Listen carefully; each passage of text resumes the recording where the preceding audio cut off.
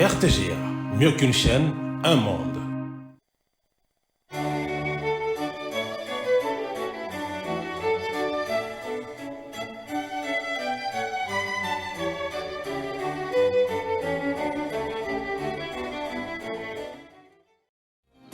Ce journal vous est offert par Tango Protection. Illico Cash, ma banque mobile.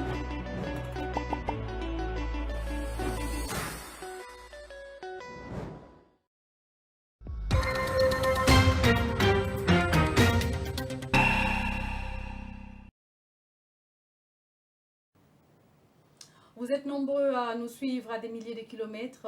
Merci de nous rejoindre sur le canal 365 RTGA Aude pour cette grande édition d'information qui ouvre la semaine. Tout de suite, le sommaire. Négociation Kinshasa en 23. Une délégation congolaise est attendue mardi à Luanda pour entamer les pourparlers visant à pacifier l'est de la RDC. Du côté M23, 5 personnes à déléguer sont signalées pour rejoindre la capitale angolaise.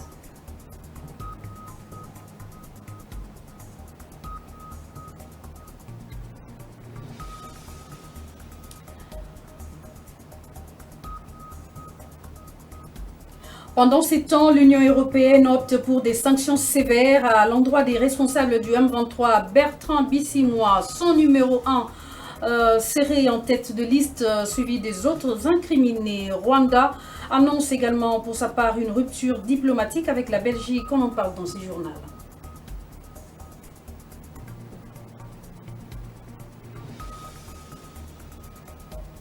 Le commandant en chef du service national a effectué une visite d'inspection à Kinshasa à 2 endroits, le chantier Arena et la maternité de Kintambo. Le lieutenant-général Kassongo Kabwik a voulu s'enquérir de l'évolution des travaux qui s'y effectuent.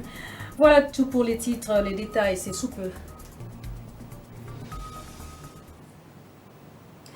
Merci de nous rester fidèles. Discussion directe Kinshasa M23, parlons-en. Dimanche, la présidence congolaise a confirmé qu'une délégation congolaise rejoindra les pourparlers de paix qui débutent ce mardi 18 mars à Luanda, capitale angolaise, sans préciser sa composition.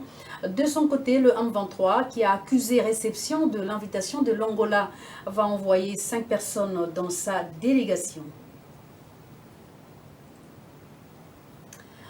Et en réaction à cette rencontre historique qui met sur la même table la délégation congolaise et celle des rebelles du M23, Christian Oleka, analyste politique, parle d'un rendez-vous de grands enjeux du côté de la République démocratique du Congo, basé sur le retour à tout prix de la paix, la préservation de la souveraineté et l'intégrité territoriale. Pour ce faire, Christian Oleka exhorte la délégation congolaise à faire une meilleure lecture et maîtriser surtout la situation sur le terrain en vue de mettre définitivement fin à ces conflits qui n'a que trop duré. Suivez Christian Oleka au micro de André Ikoma et David Matumele pour Image.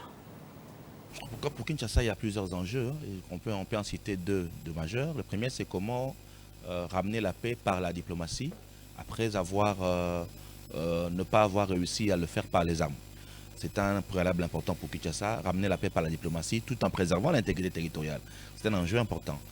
Et deuxièmement, c'est comment Kinshasa gagne du temps. La dynamique sur le terrain militaire n'est pas favorable. Il y a plusieurs options diplomatiques sur la table. Comment les négociations peuvent aider Kinshasa à gagner en temps. Et donc, de mon point de vue, les deux grands enjeux du côté gouvernemental et peut-être du côté rebelle, c'est l'opportunité pour eux de mettre sur la table leur cahier de charges et de poser leurs conditions qui étaient à ce jour refusées par Kinshasa.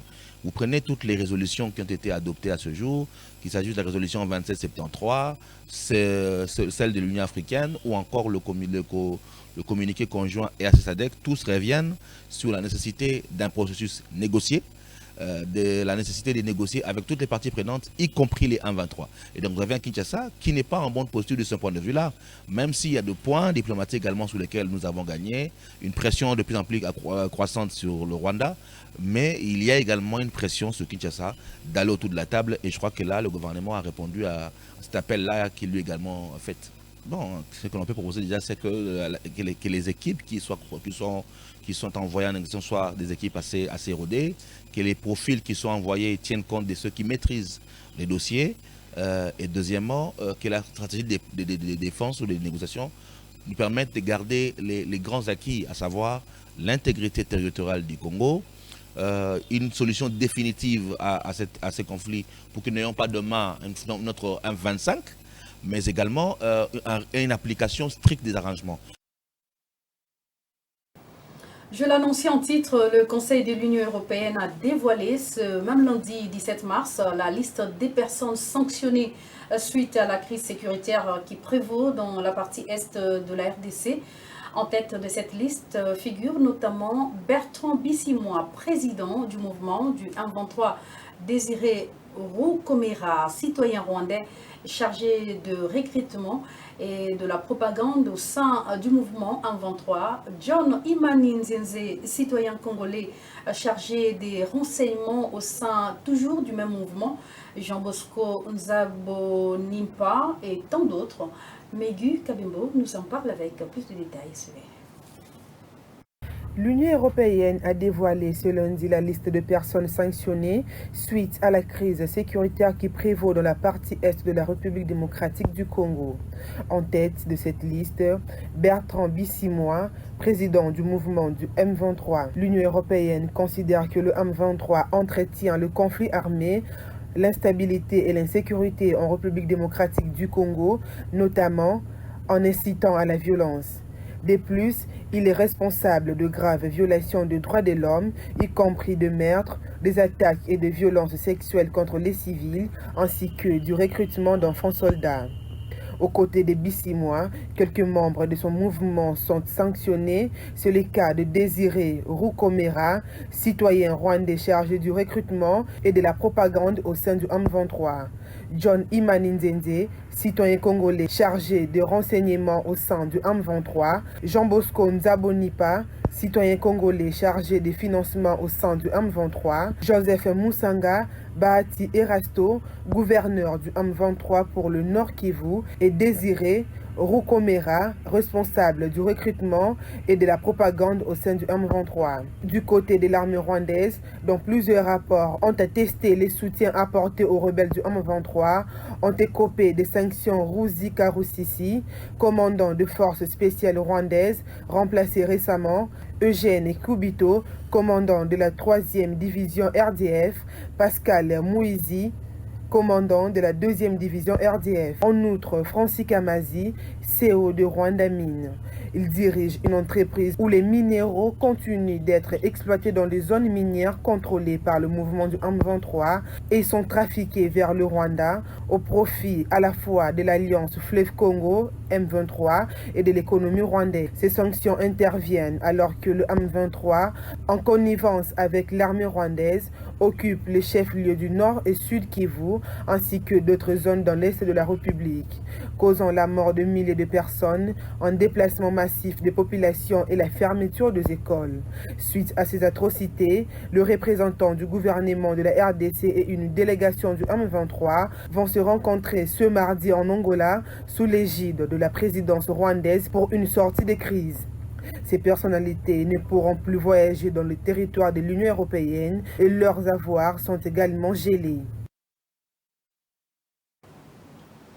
Je l'ai également dit à l'entame de ce journal que le Rwanda a annoncé ce lundi la rupture immédiate de ses relations diplomatiques avec la Belgique, accusant ainsi Bruxelles de prendre parti pour Kinshasa dans la crise sécuritaire qui sévit dans la partie est de la RDC.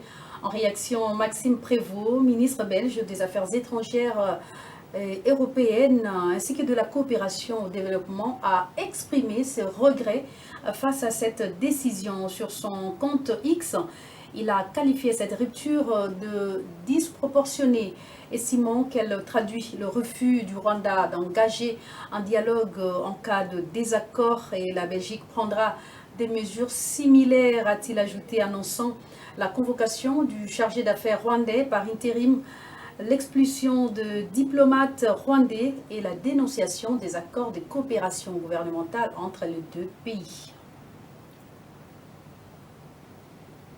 Déplacement massif des populations signalé à Walikale vers Kisangani par la nationale numéro 1. Ces compatriotes qui du reste sont confiants de la sécurisation des frontières nationales par des institutions de la République vivent la psychose causée par les incursions de rebelles du M23 ainsi que de l'Alliance du fleuve Congo AFC soutenue par le Rwanda. Souziki Biromari nous en parle.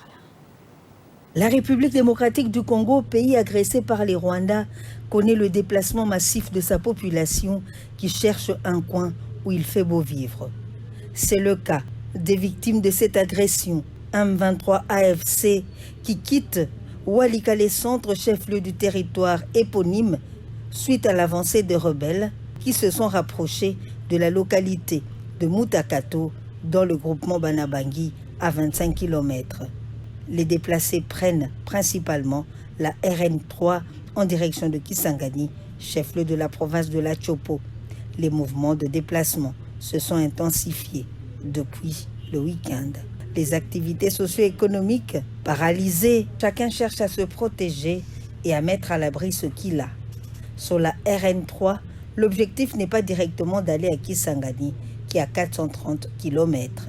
Les villages de l'axe Kisangani, comme Loso, Mungele, Tingi, Lubutu-Mubi, Njingala, Lobu et Makana, à la limite limitrophe entre le Nord Kivu et le Maniema, accueillent des milliers de déplacés venus de Walikale centre. Les déplacements se font à pied. Quelques motocyclistes assurent encore le transport des personnes et de leurs biens, mais à des prix exorbitants. Les militaires de la République démocratique du Congo sont à pied d'œuvre pour défendre l'intégrité du territoire dans cette partie de la République démocratique du Congo où les combats se rapprochent de Mutakato après avoir conquis Mpofi. Les FRDC ne lâchent pas prise. Sachez aussi que ces épidémies, dont le choléra, le Mpox et autres épidémies, font leur résurgence dans les zones sous occupation par les rebelles du M23 au Nord Kivu. Et le ministère de la Santé qui se bat pour sauver des vies a mis en place des stratégies pour lutter contre la propagation de ces maladies qui sont à la base de nombreux décès. Souziki Biromari pour Images et Commentaires. Une alerte faite par le ministère de la Santé, Hygiène et Prévoyance sociale à Goma, dans la province du Nord Kivu. Au sujet de la situation épidémiologique de Mpox en RDC, le ministère informe qu'au cours de la semaine de l'année 2025, 2138 cas suspects ont été enregistrés avec 23 décès. Des cas suspects, taux de létalité 1,8%. Au sujet de la situation épidémiologique de Mpox en RDC, le ministère informe qu'au cours de la semaine, le taux positif de positivité des tests est de 178 cas confirmés, portant un total de 15 977 cas confirmés et 514 660 personnes qui ont reçu la première dose du vaccin.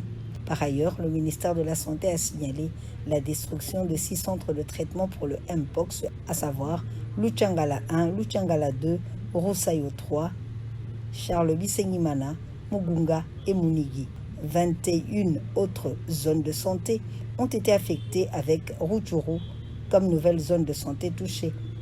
Les dernières données de la semaine 22 de l'année 2024 à la semaine 9 de 2025, l'épidémie de Mpox a engendré 704 cas à Karisimbi, 492 cas à Nyiragongo, 338 cas à Goma, 49 cas à Mutwanga, 32 à Kiroche, 31 cas à Katoyi et 1 cas à Rutshuru 5, 588 blessés. En ce qui concerne le choléra, Nyiragongo a enregistré 33 cas, 141 à Goma et Kiroche a noté 0 décès. Les affrontements qui ont opposé les forces armées de la RDC et le rebelle M23 ont causé à ce jour 5 588 blessés et aucun décès intra-hospitalier n'a été signalé. Le total de décès reste à 1572 avec 8 387 décès cumulés, dont 1573 identifiés dans les morgues de Goma. Ce lundi 17 mars s'est tenue également la réunion hebdomadaire stratégique dirigée par le ministre de la Santé publique, Hygiène et Prévoyance sociale, le Dr Samuel Roger Kamba, en tant que coordonnateur de la réponse nationale à la Mpox. Cette réunion a rassemblé des partenaires tant nationaux qu'internationaux engagés dans la lutte contre cette épidémie. Il en ressort que les personnes vivant avec le VIH constituent une population cible vulnérable face au Mpox et des stratégies de vaccination ont été mises à leur disposition. Et concernant la situation sanitaire liée à la guerre d'agression, les participants ont discuté sur les rapports des blessés, mais l'accès humanitaire reste encore difficile dans la région. Clark Sekoko Kapalai nous en dit plus. Les participants se sont tout d'abord attelés sur les piliers grecs. La communication des risques et l'engagement communautaire ont été identifiés comme un pilier essentiel dans la réponse à la Mpox. Les pubs CRIC fait partie intégrante du système de gestion de l'incident qui est placé sous la responsabilité du Centre des opérations d'urgence de santé publique. À propos des stratégies de vaccination, il a été souligné que les personnes vivant avec le VIH constituent une population cible vulnérable face à la Mpox. Nous venons d'avoir, comme à l'accoutumée chaque lundi, la réunion stratégique autour du ministre de la Santé publique, Hygiène et Prévoyance sociale, parce que lui qui est le coordonnateur de la coordination nationale. On a mis en place des stratégies et une de ces stratégies, c'est la vaccination. Et la vaccination, on a ciblé justement aussi les personnes vivant avec le VIH. Des données épidémiologiques de la semaine ont été également révélées. Oui, la semaine 10, épidémiologique 10, a été marquée par cette stagnation pratiquement des données, des notifications pour la Mpox, avec une létalité qui est en dessous de 2%. Nous avons aussi plus de 15 000 contacts qui ont été identifiés de façon depuis le début jusqu'à présent, ramenant pratiquement avec une marge qui va de 1 à 29. Mais il y a encore des efforts à pouvoir faire parce que le taux de suivi des contacts est encore à 30%. La réunion a également abordé les incidents tragiques survenus à Bassankoussou où des décès dus à une intoxication présumée ont été signalés. Des enquêtes sont en cours et des échantillons ont été prélevés pour analyse toxicologique. Enfin, la situation sanitaire liée à la guerre d'agression à l'est du pays a été discutée avec des rapports des blessés et des décès suite à des attaques. Il est crucial que l'accès humanitaire limité permette aux équipes de santé d'intervenir et de fournir des soins aux victimes.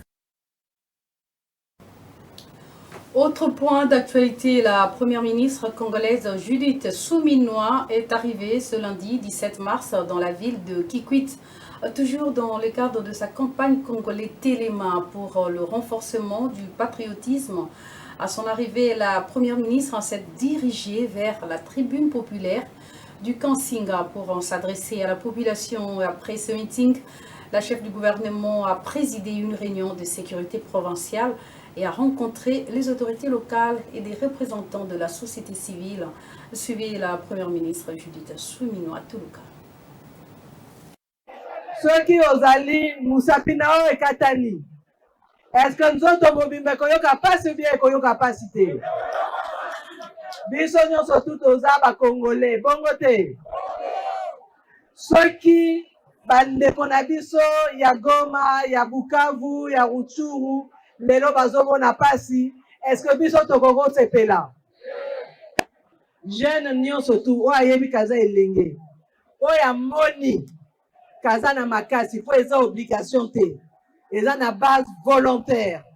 O amoni kaza na makasi ya okende kobunda alingi kosarole na armée, armée eza na bakonzi armée bazali pona ko accueillir bango.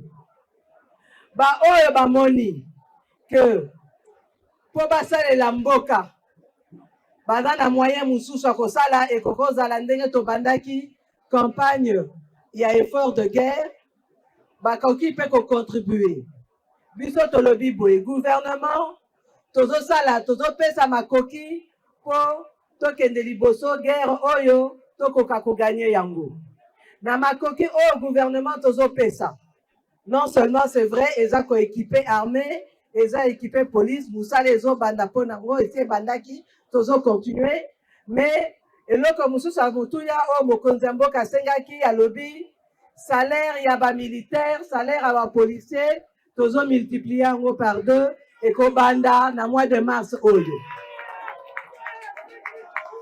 baoyo mpe bakokende na front bango bakozwa mpe prime na bango ndenge bazokende kobundela bitumba mais soki kaka wana te eloko mosusu tolobi en dehors ya baeffort au gouvernement azosala na cadre ya budget mutu na mutu oyo nyonso ayebi kaza congolais soki aza na makoki akoki mpe kotia ya ye mwa muke na caisse mpo na effort de guerre ou bien mpo na aide humanitaire.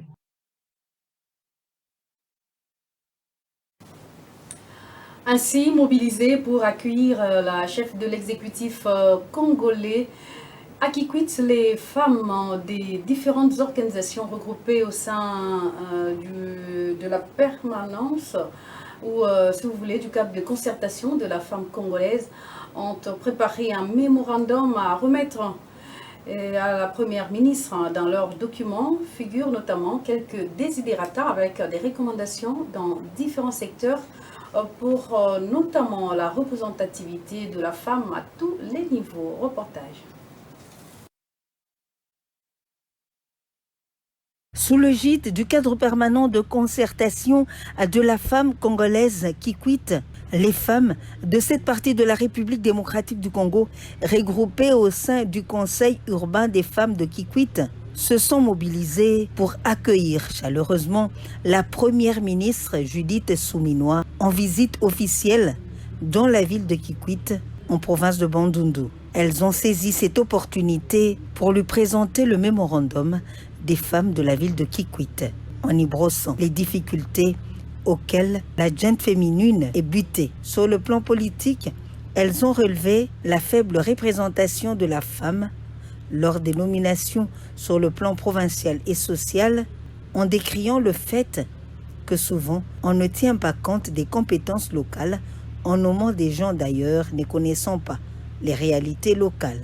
Sur le plan social, elles ont relevé la problématique de l'eau potable et de l'électricité, un handicap majeur pour le développement de la femme et de la jeune fille de Kikwit, le manque d'emploi qui entraîne la dépravation des mœurs et la cherté de certains produits de première nécessité. Sur le plan sanitaire, elles ont relevé la non-prise en charge des victimes de violences sexuelles et du VIH-Sida, les difficultés à l'accès aux premiers soins de santé, cause du taux élevé de la mortalité de l'enfant et de la mère, l'absence des institutions spécialisées de santé et la cherté des soins médicaux. Sur le plan sécuritaire, elles ont fait état de l'insécurité par le phénomène Mobondo et plusieurs femmes et enfants sont victimes de toutes sortes de violations de leurs droits. Comme recommandation à la première ministre de tenir compte de la représentation de la femme lors des nominations, finaliser le projet du barrage de Kakobola, instaurer le système du guichet unique pour le paiement des taxes et prévoir un budget spécial pour les cas des victimes des violences sexuelles en dotant la ville de Kikwit des centres hospitaliers modernes et spécialisés. On va voyager ailleurs à travers le monde, en séjour à New York où elle a participé récemment aux travaux de la 69e session de la commission sur le statut des femmes aux Nations Unies. Madame le directeur général adjoint de l'Office congolais de contrôle, Christelle Mwabilou, lors de son intervention dans le panel intitulé « Avancement des femmes prérequis pour une société », insisté sur le fait que les femmes n'ont aucune idée sur les formes de conflits et de violences qui existent dans le monde. Elles ne font allusion qu'aux conflits dans les zones de guerre ou harcèlement sexuel. Occasion pour elles d'inviter les participants à s'impliquer davantage pour des solutions concrètes. Suivez. Le monde et elles ne font généralement allusion Arrivé à New York pour participer aux travaux de la 69e session de la Commission sur le statut des femmes aux Nations Unies, Madame le directeur général adjoint de l'Office congolais de contrôle a démarré son séjour américain par une visite à l'ambassade congolaise pour s'acquitter d'un devoir agréable en présentant ses civilités à M. Zeno Mukongo, ambassadeur et représentant permanent de la République démocratique du Congo auprès du système des Nations Unies. Pour lier l'utile à l'agréable, il était question pour les deux personnalités de passer en revue plusieurs sujets ayant trait à la mission et aux prouesses de l'Office congolais de contrôle. Dans la foulée d'échanges fructueux, le numéro 2 de l'Office congolais de contrôle, Christelle Mwabilou, a remis à l'ambassadeur Zeno quelques outils de l'Office congolais de contrôle. Ça, c'est aussi symbolique. Ok. Donc, vous avez les insignes de chez nous. Dans 50 ans déjà. Ça a été fêté l'année passée? Oui, l'année passée. Merci beaucoup. Et lors de l'ouverture proprement dite de la grande session annuelle des femmes, le secrétaire général des Nations Unies a exhorté les participants à réaffirmer leur engagement en faveur du programme d'action. De ce fait, agir fermement pour faire de la promesse du respect des droits, de l'égalité et de l'autonomisation une réalité pour chaque femme et chaque fille dans le monde entier. Antonio Guterres a dans son speech rappelé l'objectif principal de la 69e session qui fait l'examen et l'évaluation de la mise en œuvre de la déclaration du programme d'action de Pékin et des résultats de la 29e session extraordinaire de l'Assemblée générale. Intervenant le mardi 11 mars 2025 dans le panel intitulé « Avancement des femmes, prérequis pour une société », Madame le directeur général adjoint de l'Office congolais de contrôle a insisté sur le fait que les femmes n'ont aucune idée sur les formes de conflits et de violences qui existent dans le monde et elles ne font généralement allusion qu'aux conflits dans les zones de guerre ou harcèlement sexuel, en donnant l'exemple du harcèlement et des conditions dans lesquelles travaillent les femmes et les jeunes femmes. Occasion pour la représentante de l'Office congolais de contrôle de proposer à l'assistance devant la séance de travail de pouvoir s'impliquer davantage afin de soumettre des propositions concrètes pour lutter contre les formes de violence et de discrimination en milieu professionnel, particulièrement en ce qui concerne la femme étant jeune. Elle connaît les difficultés auxquelles les femmes font face et surtout un secteur particulier où elle occupe les fonctions de haute responsabilité. And this is helping us to express ourselves and gain also from you because it will help us to come up with many resolutions and recommendations. Il faut rappeler que la Commission de la condition de la femme des Nations Unies est le principal organe intergouvernemental mondial dédié exclusivement à la promotion de l'égalité de sexe et de l'autonomisation des femmes.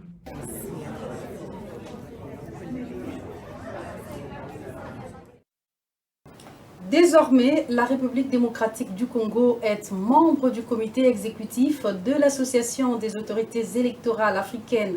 Elle va également présider l'Association des commissions électorales en Afrique.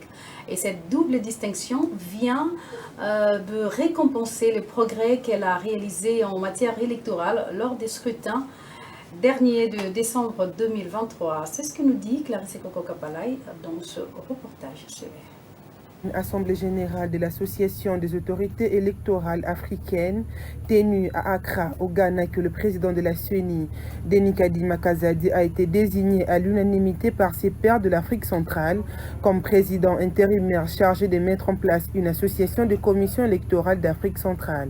Cette double distinction vient récompenser les progrès réalisés par la RDC en matière électorale, notamment dans la maîtrise des opérations techniques, la gestion de ressources humaines électorales, l'adoption du vote électronique, encore peu répandu en Afrique. L'élection de la RDC à ces deux instances majeures de la gouvernance électorale africaine témoigne de la confiance accordée au pays et à la CENI pour son engagement en faveur de processus électoraux modernes et transparents. Vous savez, le continent tient une quinzaine d'élections, si pas une vingtaine d'élections par an, et ça permet justement d'apprendre les uns des autres.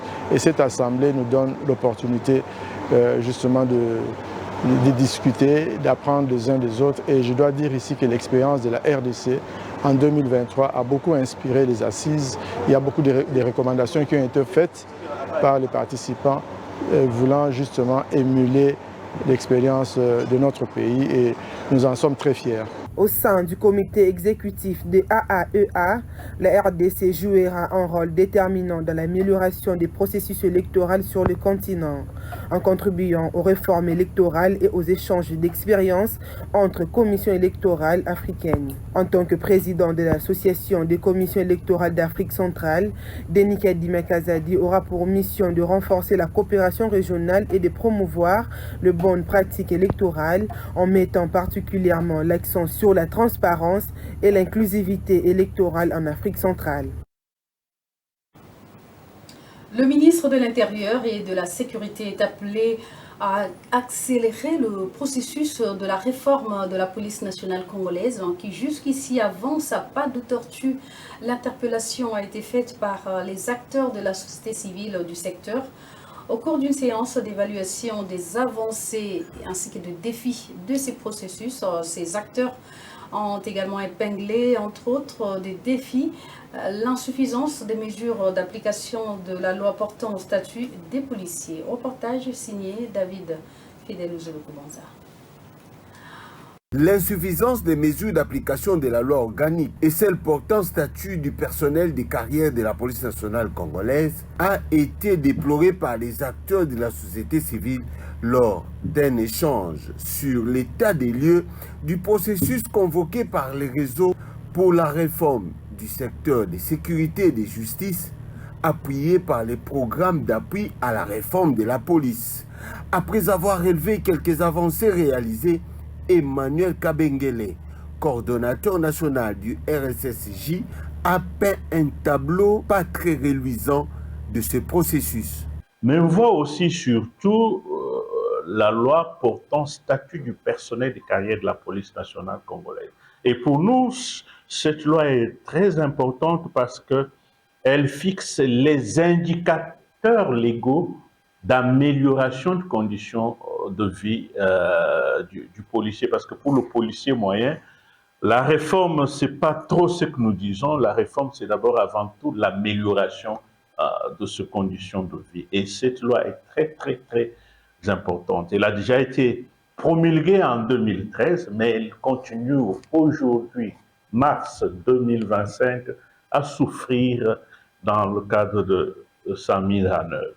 Comme pour bien faire les choses, Maître Emmanuel Kabengele a formulé plusieurs recommandations à l'endroit du Parlement et du gouvernement. La prise à bras le corps des problèmes de la police par les parlementaires nationaux, députés et sénateurs devrait se traduire par leur engagement à réaliser le suivi et le contrôle de la mise en œuvre effective des textes de la réforme, particulièrement l'adoption d'une loi portant programmation de la réforme. La séance est clôturée par un vœu formulé par les RSSJ, celui du recrutement et de la formation au sein de la PNC, qui doivent se prépositionner dans l'optique de la cessation des hostilités et du retour à une paix durable dans les zones sous conflit. Je l'ai aussi annoncé en titre, le commandant du service national, le lieutenant-général Jean-Pierre Kasongo-Kabwik, a effectué une visite d'inspection ce lundi 17 mars à Kinshasa Arena ainsi que la maternité de Kintambo sont les deux endroits où il a effectué justement cette visite. Objectif, s'enquérir du déroulement des travaux d'un nouveau bâtiment dans l'enceinte même de cette formation hospitalière et faire ainsi le suivi de l'évolution de la formation des bâtisseurs pour 1000 vestes à Arena. Reportage de Nana Bona. Dans l'enclos du stade des martyrs de la Pentecôte, le lieutenant-général Jean-Pierre Kasongo-Kabwik a rendu visite aux bâtisseurs anciens Koulouna en formation sur la spécialisation des métiers à Kinshasa Arena, sous l'encadrement des 1000 vestes, entreprises turques qui effectuent les travaux de construction de cette infrastructure de 20 000 places. Nous avons signé un partenariat pour la professionnalisation de nos bâtisseurs. Ils sont en train de faire une formation sur l'État. Ils ont, je dirais, des infrastructures gigantesques qui ont en leur sein plusieurs filières. Et nous avions voulu profiter de leur expertise pour former nos bâtisseurs dans ces filières-là, à savoir la maçonnerie, la plomberie, l'électricité, la peinture, tout ce qui va avec.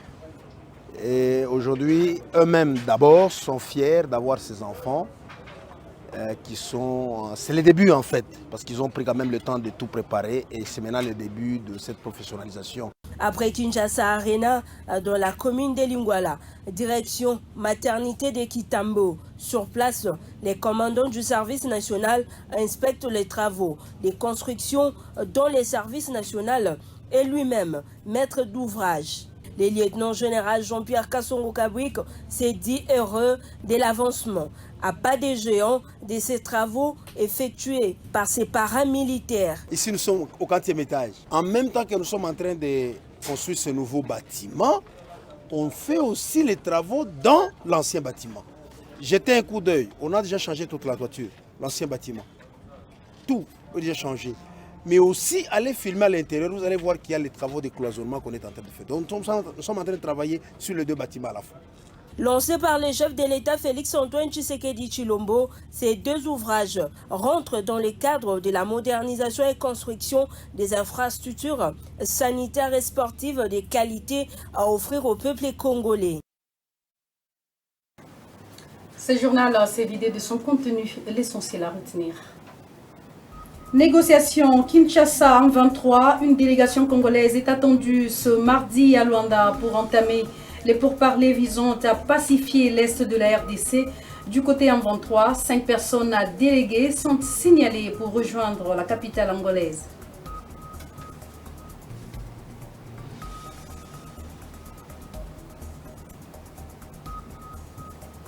Pendant ces temps, l'Union européenne opte pour des sanctions sévères à l'endroit des responsables du M23.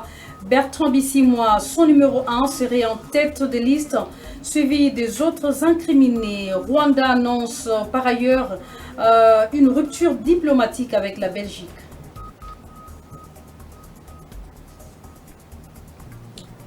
Enfin, le commandant en chef du service national a effectué une visite d'inspection à 2 endroits à Kinshasa, la capitale congolaise, le chantier Arena et la maternité de Kintambo. Le lieutenant-général Kassongo-Kabouik a voulu s'enquérir de l'évolution des travaux qui s'y exécutent afin d'impliquer des bras fermes les bâtisseurs. Voilà tout pour l'essentiel. Complètement bouclée cette grande édition du journal sur nos antennes. Grand merci à vous qui l'avez suivi avec une attention soutenue de partout où vous vous trouvez. Très bonne suite de programme sur nos antennes et surtout suivez si vous voulez en rediffusion cette même édition sur la RTGA Groupe L'Avenir sur YouTube.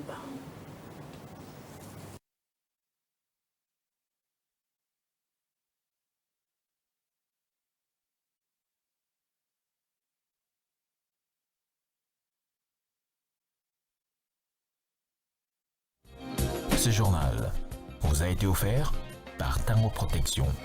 Illico Cash, ma banque mobile.